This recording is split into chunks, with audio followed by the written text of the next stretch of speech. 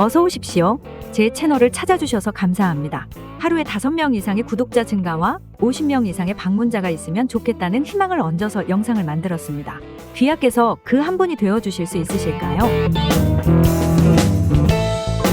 캘리포니아 독립 2028년 목표? 캘리포니아 독립 진행 중. 지금 미국 캘리포니아에서는 캘리포니아가 독립하여 단독 국가로서 존재해야 한다는 주장과 운동이 일어나기 시작했습니다. 트럼프 대통령의 집권 일기 당시에도 같은 움직임이 있었습니다. 결국은 캘리포니아 독립 청원에 필요한 서명 수집 승인되었습니다. 캘리포니아 독립은 2028년 투표에 포함될 가능성이 나타났습니다. 도널드 트럼프 대통령이 취임된 이후 캘리포니아 주와 대립각을 세우고 있는데 캘리포니아 주에서는 연방으로부터 분리 독립 움직임이 재점화하고 있습니다. 캘리포니아 주 총무국은 캘리포니아주 독립국 관련 안건을 주민투표에 상정하기 위한 청원서 서명을 받기로 했다고 밝혔습니다. 물론 현실성이 떨어진다고는 하지만 누구 말 맞다나 정치가 살아있는 생물이라면 어떻게 될지는 아무도 모르는 것입니다. 캘리포니아 주무장관 셜리 웨버는 골든스테이트가 미국을 떠나 독립국가가 왜 되어야 하는지에 대한 투표 청원 서명을 모으는 캠페인을 할 수 있게 되었습니다. 때문에 매우 긍정적인 분위기임에는 틀림이 없습니다. 그렇다면 독립투표 청원이 왜 중요할까요? 캘리포니아는 미국에서 가장 부유하고 인구가 많은 주입니다. 국제통화기금 IMF의 2023년 세계 경제 전망에 따르면 캘리포니아는 세계에서 5번째로 큰 경제 규모를 자랑하며 일본에 이어 인도와 영국보다 앞서 있습니다. 캘리포니아 독립을 위해 운동하는 단체인 캘렉시트는 트럼프가 지난해인 2024년 11월에 치른 대선에서 승리한 것을 캘리포니아가 신경 쓰는 모든 것에 대한 공격이라고 묘사했으며 이는 캘리포니아의 분리 주장을 강화했다고 주장했습니다. 그래서 캘리포니아의 2028년 선거 투표지에 독립 항목을 포함시키고자 노력하고 있습니다. 그러려면 선거 운동가들은 54만 6,651개의 서명을 모아야 합니다. 이는 2022년 11월 개빈 뉴섬 주지사에게 투표된 총 투표수의 5%에 해당하며 2025년 7월 22일까지 카운티 선거 관리자에게 제출해야 합니다. 이 투표 결과를 예로 드는 것은 독립 찬성이 이뤄질 수도 있다는 것을 나타내는 것이라고 생각합니다. 캠페인에서 제안된 질문은 캘리포니아가 미국을 떠나 자유롭고 독립적인 국가가 되어야 할까?입니다. 캠페인에 따르면 등록된 캘리포니아 유권자의 50% 이상이 투표를 하고 참여자의 55% 이상이 예 라고 투표하면 그것은 미국에 대한 불신임 투표이자 독립주가 되고자 하는 캘리포니아 주민의 의지 표명이 됩니다. 캘렉시트는 11월 6일 웹사이트에 캘리포니아인들은 2016년에 캘렉시트가 캘리포니아 주 독립을 주장했을 때는 캘리포니아 주민들이 신뢰와 믿음을 두지 않았습니다. 그러나 지금은 2024년이고 트럼프가 다시 돌아왔습니다. 미국 헌법에는 주 분리에 대한 메커니즘이 포함되어 있지 않습니다. 남북 전쟁 이후인 1869년 대법원은 주를 연방에 가입시키는 행위는 최종적이며 혁명이나 주의 동의를 통해서만 재고나 철회가 가능하다고 판결했습니다. 여기서 가장 중요한 것은 캘럭시트라를 단체가 왜 캘리포니아 주의 독립을 주장하느냐 하는 것이겠지요. 캘리포니아 독립을 주장하는 운동은 주로 캘렉시트라는 이름으로 알려져 있으며 이는 영국의 브렉시트에서 영감을 받아 시작되었습니다. 트럼프가 대통령으로 되돌아오면서 최근 청원 운동이 다시 관심을 끌어당기기 시작했는데요. 캘리포니아 독립 주장 내용의 주요 요소들을 정리해 봅니다. 첫 번째는 경제적 독립입니다. 캘리포니아의 경제 규모는 세계 5위 규모입니다. 참고로 한국은 2024년 현재 14위입니다. 일반적으로 한국은 10위에서 12위를 왔다 갔다 합니다. 이러한 캘리포니아의 경제 규모는 미국 경제에서 상당한 비중을 차지합니다. 이를 근거로 독립 지지자들은 캘리포니아가 독자적으로도 충분히 경제적으로 자립할 수 있다고 주장합니다. 경제 규모가 큰 만큼 연방정부에서 가져가는 세금 또한 엄청납니다. 그러나 캘리포니아 주민들은 그에 상응하는 혜택을 연방정부로부터 받지 못한다는 불만이 독립 주장에 반영되고 있습니다. 더군다나 트럼프는 WTO 탈퇴 선언을 했습니다. WTO는 세계무역기구로 국가 간 무역을 규제하는 국제기구로서 주요 목적은 무역 규칙을 설정하고 시행하고 분쟁을 해결하고 무역 정책을 모니터링하는 것입니다. 그런데 트럼프는 미국 우선주의를 주장하면서 이 질서를 파괴하겠다고, 즉 관세를 독선적으로 책정하겠다고 공표하고 있습니다.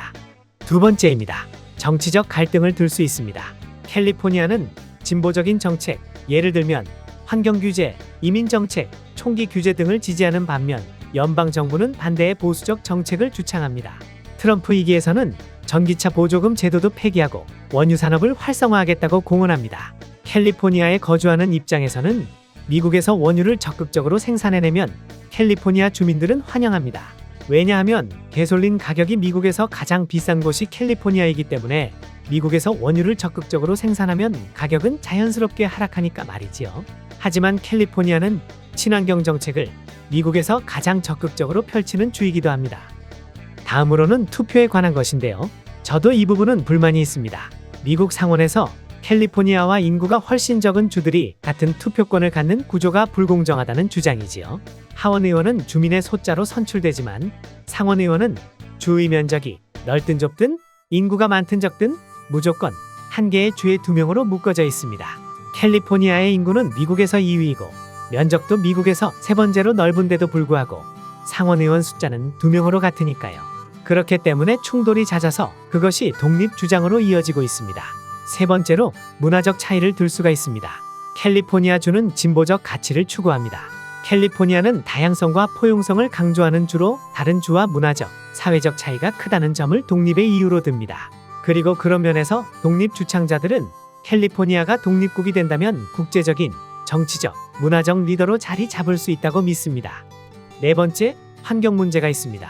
캘리포니아가 친환경 정책을 고집하는 이유 중 하나가 기후변화입니다. 미국에서 가장 크고 가장 피해가 많고 가장 큰 산불이 최근 10년 동안 캘리포니아에서 집중되었습니다. 그로 인한 경제적 손실은 이루 말할 수 없을 정도이고 맑고 푸르던 공기와 하늘은 사라진 지 오래되었습니다. 그러나 트럼프와 연방정부는 기후변화에 소극적인 태도를 보인다는 점에서 캘리포니아는 독립하여 자체적으로 강력한 환경 정책을 시행할 수 있다고 주장합니다. 또 캘리포니아가 가진 천연자원과 농업 생산량을 독자적으로 관리해야 한다는 의견도 제시됩니다. 캘리포니아는 땅 모양이 남북으로 길게 형성되어 있기 때문에 사시사철 농작물이 동시에 생산되는 보기 드문 지역이기도 합니다. 다른 내용도 모두 중요한 이유지만 특히 이민 정책의 갈등입니다. 연방 정부의 이민 규제에 반대하며 캘리포니아는 이민자들에게 보다 우호적인 정책을 독립적으로 수립할 수 있다고 주장합니다. 그런데 저 개인적으로는 몇 가지 개선되어져야 한다는 생각도 있습니다. 멕시코 국경을 통한 불법 이민은 단속이 필요하다는 생각입니다. 왜냐하면 정상적인 절차를 밟고 미국 이민을 온 이민자들과의 형평성이 큰 문제가 되기 때문이지요. 심지어 멕시코 국경을 통한 미국 밀입국자 중에는 중국 본토로부터 먼 거리 원정을 통하여 미국에 밀입국하는 중국인들도 매우 많습니다. 때문에 기존의 이민법을 적극적으로 활용하여 불법 이민을 최대한 줄이도록 해야 하리라 생각합니다. 그렇다면 캘리포니아 주의 독립의 실현 가능성은 얼마나 될까요? 미국 헌법상 주가 독립하는 것은 매우 어렵습니다. 독립이 실현되려면 연방 정부와 다른 주들의 승인이 필요하며 이는 정치적으로 거의 불가능하다는 분석도 있습니다.